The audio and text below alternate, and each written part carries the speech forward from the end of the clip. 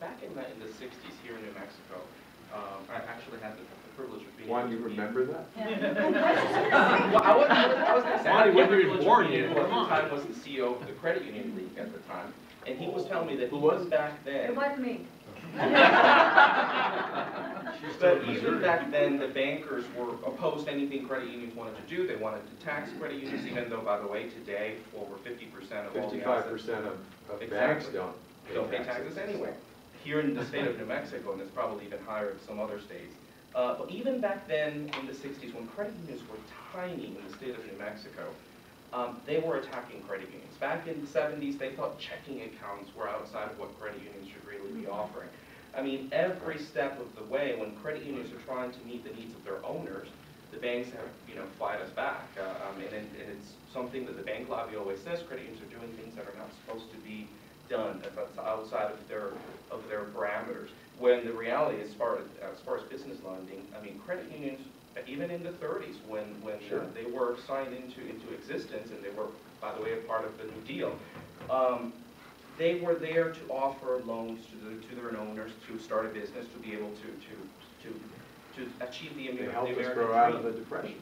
So do you think that there's really a fine line of things that credit unions should not be offering to their owners, and that belongs to the banks, or how do you see that? No, I think it's more a function of ownership, as you said, and of membership, and that's the distinction I think that most members feel is. Because they have a piece of ownership in their credit union, and they're able to walk in the door and actually get a human being to speak to them on a regular basis. To me, that's the difference between the credit union experience and the bank experience. And I would say, if given the fact that you're going to have these conflicts over time, and that there are dollars at stake, and so there are going to be fights every step of the way. I don't know how you do it, but if you could get more people in elected office into that role as a member at an early point somehow in their life, I think those are the people who get it because they've experienced it firsthand. I think people like Mark Udall, who's been such a champion on the Senate side, tend to have some direct experience that makes them understand what the difference is.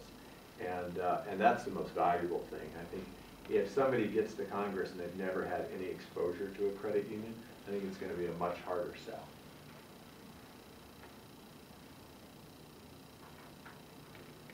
Yeah. I'd like to ask a much broader question for New Mexico, and that is, with the amount of dependency we have from federal dollars in this state, I'm extremely concerned about the future, with the bases, the labs. We've already seen some cutbacks at Los Alamos. And we had a senator in the past who was always there for us, and he sat on the Appropriations Committee, and so that was a great benefit to all the citizens, all the consumers in New Mexico. We still seem to be in kind of a stalemate of non-economic growth of any great consequence. We have little bits and pieces. We have the spaceport that might do something. We have the film industry that's coming in, but now some of them are falling out. So if you were elected, what is your #1 priority to protect New Mexico and its citizens from what could be really disastrous federal cutbacks? There are two pieces to that. So first you need to protect what we have effectively. And secondly, you need to pursue an agenda of economic diversification and private sector economic growth that leverages on the incredible public assets that we have in Los Alamos and Sandia, our White Sands Missile Range, Kirtland, the base out of Clovis. But the first step is to protect what we have. To do that effectively, you've got to offer the country a suite of missions that are relevant and are going to be relevant for a long time to come. And so what I've spent the last 3+ years doing on the Armed Services Committee, for example, is making sure that Sandia National Labs and Kirtland Air Force Base were well positioned regardless of what the economic pressures coming our way would be. Not to say anybody's going to be immune, but if you look at Sandia, they have weathered this pressure better than anyone. The proposed budget is a 10% increase this year. And in part that's because of the diversity of missions at Sandia and the diversity of funding sources that support those missions. It's a very different model than what's going on at Los Alamos right now, and as a result we've been able to continue fairly robust growth even in this environment. The same is true at Sandia, or at Kirtland Air Force Base. Now, we all lived through 1995 when Kirtland made it on the BRAC list. There are two things that are different today than in 1995.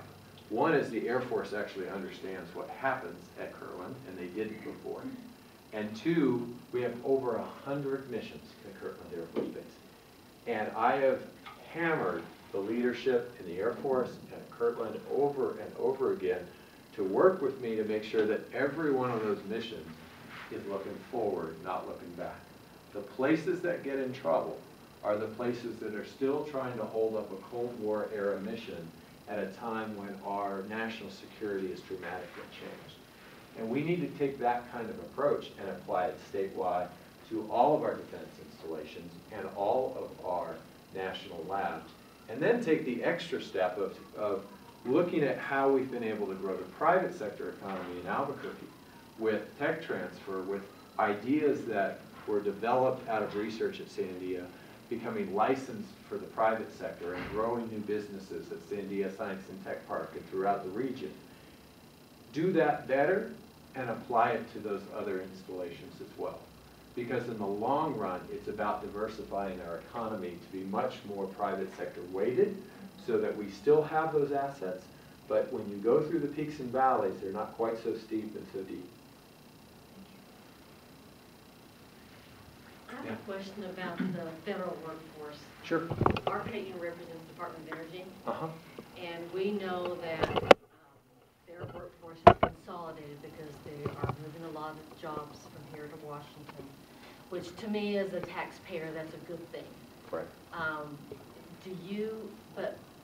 But I've also heard that the workforce for the federal government in total is higher today than it was 10 years ago. I'm sure it's higher today than it was 10 years ago. I mean, for starters, we have TSA, which, you know, there are whole departments that exist today and programs that exist today that happened in, you know, the period from 2000 to 2010 that have added a lot of additional responsibilities.